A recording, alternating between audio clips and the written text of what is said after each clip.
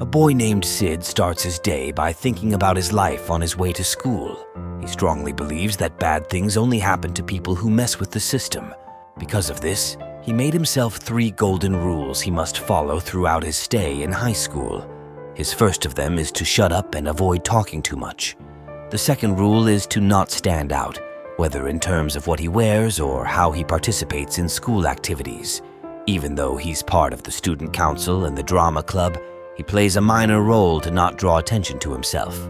As part of his plan to not stand out, he's also a member of the school's esports team, where he hangs out only with a bunch of nerds who are also introverted.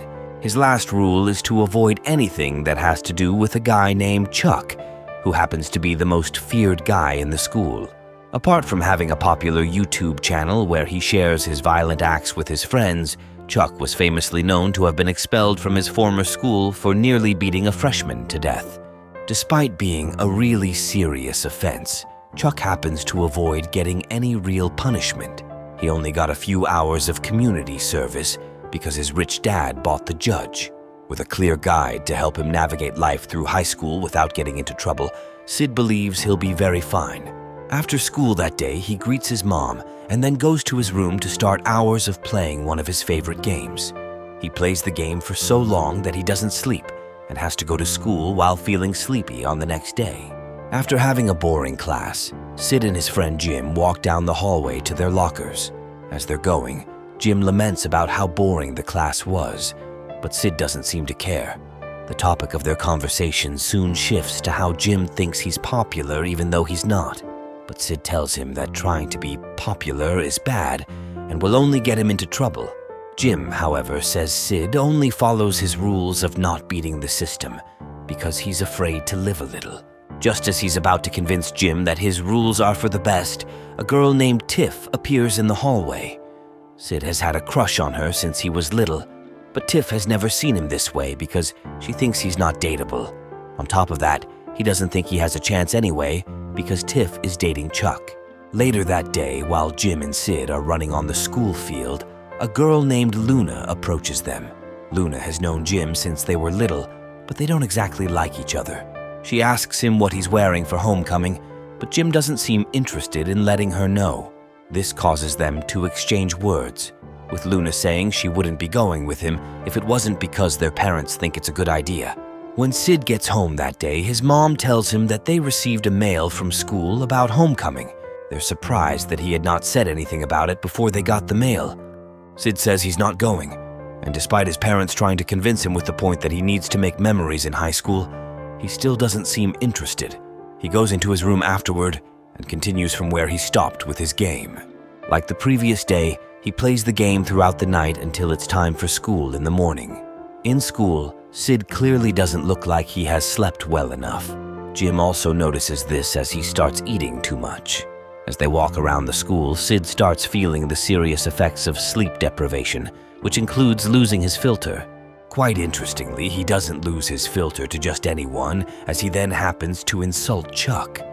Things even get really bad for him as he stands on his word and repeats what he said to Chuck.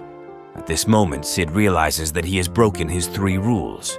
He failed to shut up, his insult to Chuck made him popular, and that obviously has put him in the bad books of the most violent guy in the school. Before Sid can think of anything, Chuck attacks Sid and pushes him to the ground. Just as Chuck wants to continue beating him up, a teacher comes to pull him away. While he's being taken away, Chuck threatens Sid and tells him that the next time he sees him, he will kill him. Sid eventually passes out as Luna and Jim come to check up on him while he's on the ground. The next day, Sid wakes up and sees Jim in his room. Jim tells him that he had passed out for a couple of hours, and the nurse wants him to still be in bed. However, Sid only wants to know if Chuck will still be around. Jim tells him that Chuck has been suspended for only 2 weeks. Sid cannot believe this and tells Jim that it means he only has a few days left to live. Jim checks the calendar and realizes that Chuck will be back on the day of the homecoming dance. To sound supportive, Jim tells him that it's not going to be a problem, since he wasn't going to the dance anyway. At that point, Sid feels sad and starts thinking of how he broke his rules and now has to die from the consequences. The next day in class, Sid thinks about how to find Chuck and says sorry to him. However, this doesn't eventually become a plan, because Jim tells him that Chuck's parents have sent him to Switzerland for anger management classes. Even though Jim sounds optimistic about the likelihood of the classes working on Chuck, Sid thinks it's very unlikely. After that, Sid realizes that he has been living a boring life, and if he were to die in a few days, he would have no fun memories. Just then, he interrupts a girl speaking and starts talking about how the class is boring. Sid's liberating speech is enjoyed by Jim, as well as the other students who seem to have been waiting for someone to speak up. The teacher can also do very little, as Sid has managed to turn everyone against the subject, and is now preaching for them to not feel bad about not abstaining. After classes, Jim praises Sid, even though Sid doesn't think he should have spoken like that in class. As Jim continues to convince him that he did the right thing, he gets a text from an unknown number. The person appears to be a student who also enjoyed his rant in class. Sid asks who it is, but the person doesn't respond and just tells him that it's nice to finally meet him. Sid scans around the parking lot to find out who might be this person, but he doesn't see anyone. Later that day, as he's working with Jim to deliver pizzas, Sid tells his best friend that he's scared of getting killed by Chuck. Jim says he doesn't have to worry because he's sure that Chuck wouldn't kill him, and if it even came to that, he'd protect Sid. Sid doesn't feel comfortable with that, and even jokes that Jim would bail on him if Chuck gave him the chance to be in one of his videos. Jim actually looks interested in that, but Sid is disappointed.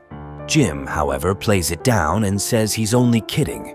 He then asks Sid that if Chuck would really kill him, then what does he want to do before then? Sid says he wants to live more, and he starts writing a list of things he wants to do in the next 2 weeks. He starts off with writing that he wants to win at something, and he also proceeds to write even more interesting things, like knowing real love and to avoid dying alone. Jim also encourages him, and together, they look excited about what the next 2 weeks will look like. When Sid gets home, he writes the last thing on his list, to die a legend.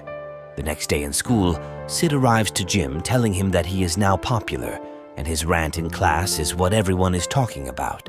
As he looks happy about this, Sid receives a text from his secret admirer. Coincidentally, Tiff comes over to meet him. Because she's with her phone, Sid hopes that she's the secret texter.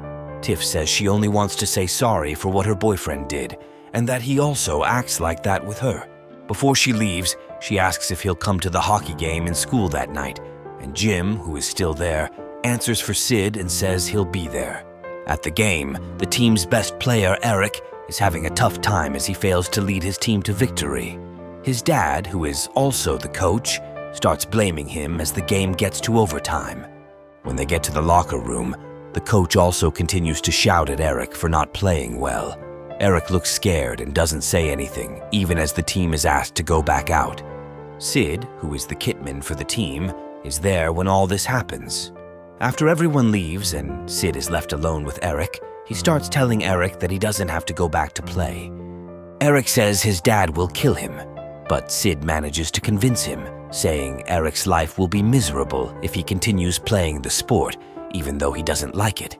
Eric appreciates the kind words, and since someone needs to come out as Eric for overtime, Sid wears Eric's jersey and goes out. At first, he starts playing badly, but soon finds his feet and scores the winner. As everyone, including Jim, who is the commentator, chants Eric's name, Sid gets caught up in the moment and takes off his helmet. Everyone goes silent as they're shocked to see that it's actually Sid who is wearing Eric's jersey. However, Jim gets them to continue chanting for Sid. After the game, the coach calls Sid and tells him to join them for practice the next day. When Sid gets back into the locker room, he crosses off winning at something from his list. At home that night, Sid is doing a few push-ups when he gets another text from his secret texter. After he struggles to find the perfect reply when the person commends him for his performance at the game, Sid says he got inspired by whoever it is. He also gets a response that he inspires the person to take risks, too. The next day in school, Jim could not believe what happened at the game. He also talks about how Sid did an incredible job talking to Eric, who he says has now joined the dance team. As they're at lunch, a few people come over to greet Sid, and Jim can't believe how fast his friend has changed. Later that day, while he's at the student council meeting, a girl named Megan talks about her interest in becoming the student body president. When she soon mentions that she needs a vice presidential candidate and would appreciate volunteers, no one seems to be interested. Instead, they're watching videos and looking at embarrassing pictures of Megan, who is like meme material for her fellow students. Sid doesn't understand why anyone would hate Megan, and after everyone leaves, he goes to meet her and tells her that he doesn't mind being the vice presidential. She accepts his interest, and he says sorry for not standing up for her when the others were making fun of her. After that, Sid heads over to buy some hallucination drugs from one of his classmates.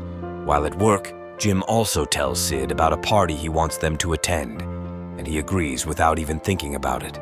When Sid gets home, his mom comes over with her friend to ask Sid if anything is wrong with him. She tells him that she got a call from his teacher who said he disrupted her class. She also says that she heard that he's also on the hockey team all of a sudden. But Sid tells her he's fine and nothing is wrong with him. Then he invites her to his next hockey game before mentioning that he'll also be going to homecoming. On the next day, Sid proceeds to meet Megan for a practice of their student body presidential debate. Megan takes everything quite seriously, even though Sid tells her to take a break. But Megan says taking a break is dangerous because she wants them to be perfect when facing the crowd. After she's done talking, she complains that Sid's breath is bad and offers him some mint, but he says he also has some in his bag. The next day, when it's time for the debate, Megan barges into the men's restroom to find Sid, who says he's nervous. She convinces him that nothing is wrong and also blames him for peeing before the debate because, according to her, every great politician doesn't pee before a debate. As she plans to leave, she returns a metal case to Sid, saying she had to take some of his mints from his bag. However, Sid realizes that it's the case where he kept the drugs he bought. He tells Megan about it, and she gets very anxious about what this could mean for their debate. Sid says it's not a problem, and they'll do just fine. He also takes the pills to encourage Megan and let her know they're both on the same page. At the debate, though, both of them make a mess of their time on the stage, and it turns out to be quite embarrassing. At the hockey game on the next day, Sid is able to win the game for his team with his mother watching. His day gets even better as he sabotages an actor's makeup in a school play, just so that he can be the replacement and act in a scene with Tiff.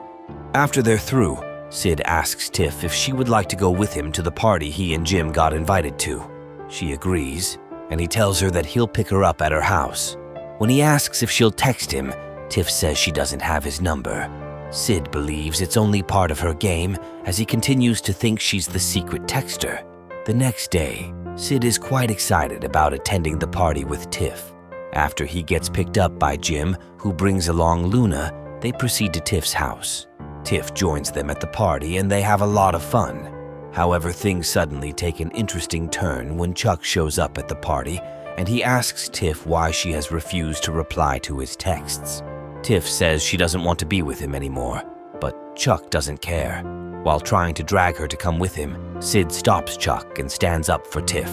Realizing that Sid was the one who brought Tiff to the party, Chuck believes Sid wanted to get him suspended so that he could get his girl. Just as Chuck prepares to beat up Sid, who is very scared about what he did, Chuck's car goes up in flames, and Sid can't help but think it's a divine intervention.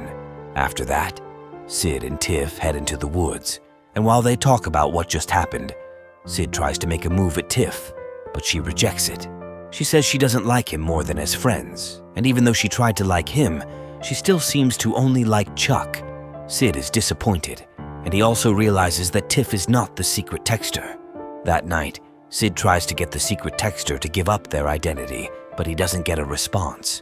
He, however, gets one while he's at the Gamers Club, with the person saying, "I'm not brave enough to face you." Just then, Sid realizes that the person might be from the club, so he stands up to give a speech about how they all need to stay away from their computers and live a little. Other gamers agree with this, and suddenly Sid gets a text from the secret texter. He scans the room to find whoever is with their phone, and he soon figures out who it is. The girl, whose name is Katie, runs out, but Sid finds her eventually. She happens to be really shy around him, but he breaks the ice and asks if she wants to go on a date with him. She sounds happy about this and tells him that she has a place in mind. The place turns out to be a church, and she says she picked it because churches are quiet, and it can at least make boys like him uncomfortable in a funny way. After their date, Sid and Katie start seeing each other more often. Meanwhile, Chuck invites Jim to join him to make a video for his channel. As it's always been a dream for Jim to appear in one of Chuck's videos and become popular, he agrees. The next day in school, everyone seems to resent Sid, and he soon finds out that while hanging out with Chuck, Jim exposed some of Sid's secrets. In the video, Jim talks about how Sid and Megan used drugs on the day of the debate, and also how he managed to get to act in the scene with Tiff. Jim also mentions that Tiff doesn't like Sid, and that has made Sid start dating a gamer girl, which is only part of his to-do list. Seeing how bad it looks, Sid tries to contact Katie, but she doesn't respond. Jim also doesn't come to school that day, but when Sid gets home, Jim is there to say sorry as he claims he was high on drugs and didn't know he was being recorded. Sid is so angry, and he says some harsh things to Jim about how he'll never be popular, no matter how hard he tries. After a while, Katie responds to Sid and tells him that he broke her heart by just choosing to date her as part of a to-do list. Sid feels sad as he knows he really liked her, and she wasn't just for his list. The next day, Luna comes over to Sid's house to ask Sid to forgive Jim and also to forget what he said to him that day. She also tells him that even though he doesn't have a date for the homecoming dance anymore, he should still come because it would be fun.